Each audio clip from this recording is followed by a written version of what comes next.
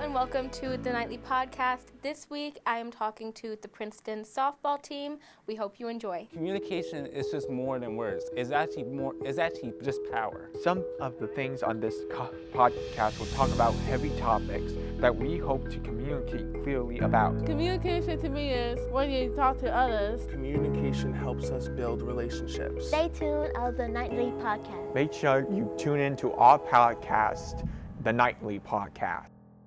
Okay, how does your team prioritize inclusivity? Great question. We have people from all over the country, from all different backgrounds, all different lived experiences.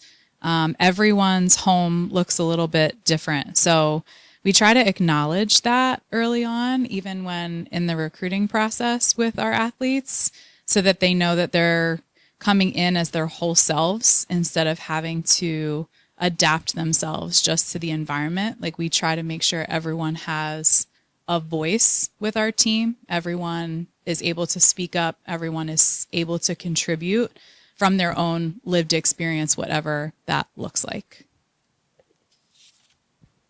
Yeah, I'd say too, like, once you're on this team, everyone knows that we value the human first.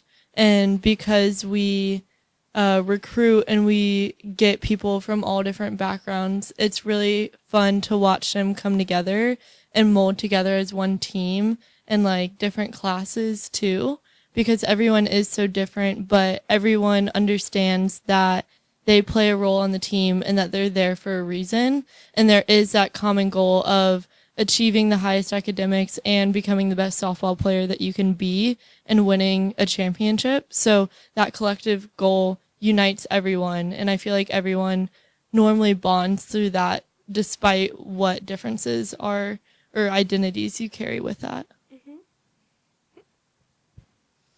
I also think it's really cool to watch our kids on campus and what they're involved in, because they all have different interests, and some are aligned with like their identities and backgrounds and just kind of where they come from. But like, when they have an event or something going on campus, our entire team shows up for that, whether it's something that they individually resonate with or not. Like, they're there because it's important to their teammate, which I think is really important to the culture and stuff that we build. Mm-hmm. And you guys have how many players on your team in total? 19. 19? Okay, and I heard that's not as much compared to a lot of teams. Is it easier to kind of build personal relationships with a smaller team? Yeah, and has it always been smaller than compared to most? Yeah, nationally, softball teams are about 20 to 25, roughly, is on a roster. Our football team has over 100. Our lacrosse teams have close to 50. So I think for our staff, it's much more personal just by nature of the numbers, which is really special. I think that's like a big reason why we do this. I could imagine. And what's your favorite part about managing a team full of women? It's unique to have a group full of women. We have an entire coaching staff that is also all women. Our strength coach is a woman, and our athletic trainer is also a woman. So it's very, very unique, very special, I think. And there's a lot of tropes that go along with managing a group of women. None of them are really true. I think, honestly, like, we find a lot of power in each other, and we encourage each other, which is not typically what society will tell us to do. Women a lot of times get pitted against each other. We, I think, try to show there's a different way to do this than what we're taught.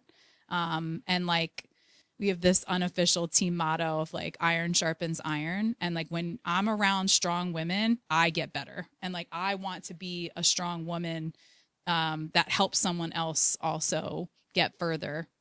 So I love that part. I'm really proud of that part. I love that analogy too. That's really good.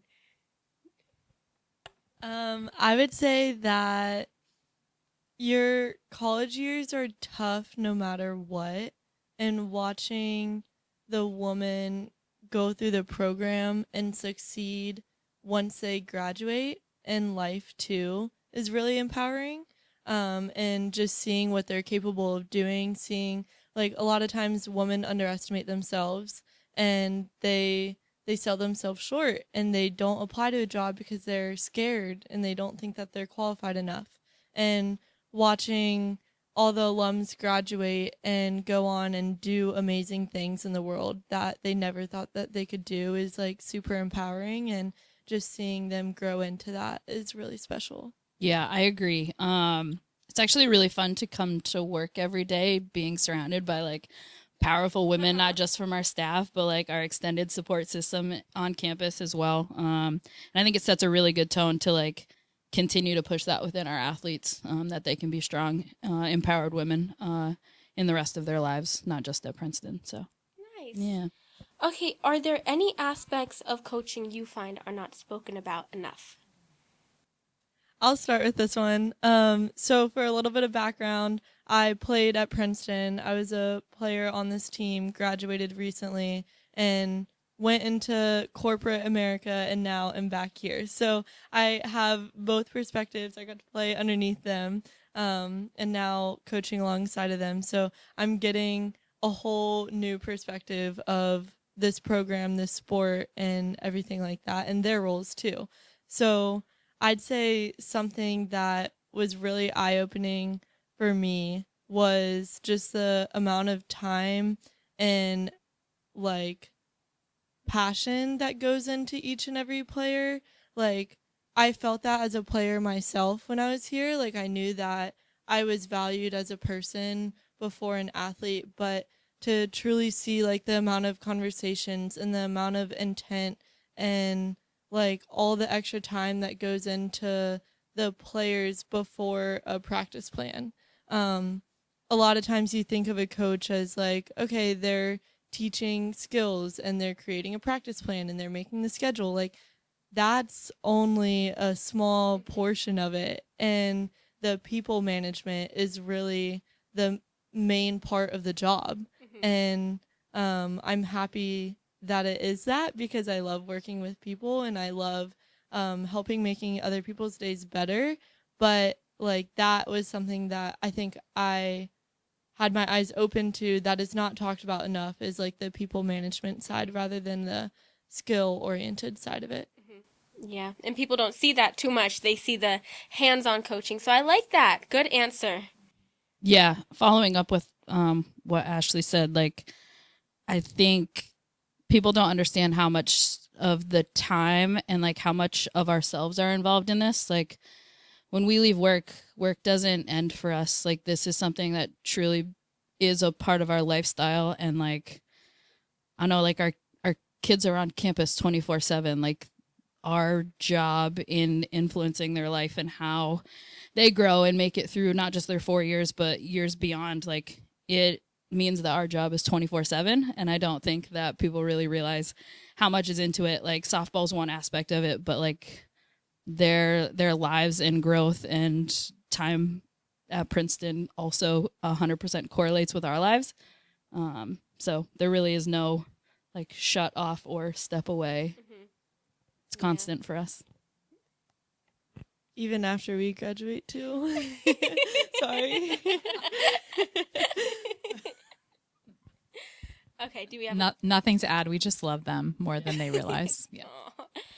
In what way do or have your players or a player in particular inspired you either as a coach or just as a person? There are many, many. I think each one of my players has taught me something about myself that I needed to know. They've made me better. A parent of 2 young kids, they've made me a better parent. I think honestly, like one of the things that people don't know about our job is how many challenging conversations we actually have in a good way. I think that's a lost art, is like sit down across the table and have like a really good discussion about something. And sometimes the topics can be challenging, and that's like where the magic happens. It's a game and it's fun to play, but they take it really seriously and they're going through really formative years of their lives in college. And to be a part of that, and to be a part of some of those really formative conversations, like it's never lost on me how important those things can be. Nice. Yeah, that was really well said. I don't know if I have anything else to add. Alrighty, that's all right. Well, this was quick. I guess we're all done. Well, thank you guys so much. Wait, can I say one? Yes, Is it okay to say one more thing? Yeah. I just have to say this podcast center is beautiful. Thank you. The design elements in this room are phenomenal. This couch is comfortable. Thank you to the production team and to all the people who made this possible. This is gorgeous. And I also feel what could get lost in this room, but I think the words that you have on the wall are maybe the most important thing. Your words can change the world. My goodness, what a beautiful message to walk into this place. So thank you guys. This is amazing. Thanks for having us too. I'm so happy you can appreciate. Thank It's awesome. you. Yeah.